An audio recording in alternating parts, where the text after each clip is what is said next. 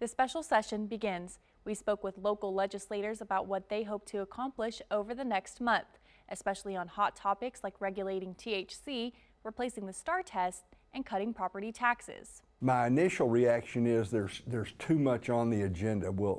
It's going to be very difficult to get all that done. After the regular session, Governor Greg Abbott vetoed Senate Bill 3, which would have banned the sale of THC products. State Senator Kevin Sparks, who sponsored the bill, was obviously disappointed. What I felt like was really strong legislation on THC.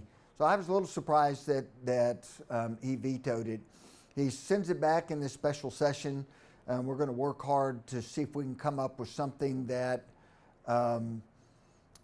he is willing to sign, but also that protects especially the kids, but really all citizens here in Texas. State Representative John Smithy says he's concerned about keeping Texans safe. We don't know enough about what these products can do to the human brain, and so I think there's a lot of concern. Certainly, I'm concerned of having some of these products that are out there. Smithy voted to eliminate the STAAR test, which has been criticized by both parents and educators. But he feels there still needs to be some type of testing. Well, first of all, I don't think we have any choice. We have to do some testing or some evaluation of our students. We need to know whether they're progressing at an acceptable level or not.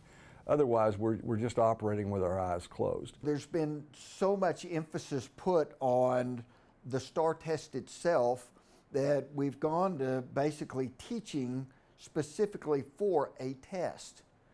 And really what we should be looking at in education is, are we helping students gain the tools that they need to be successful in life?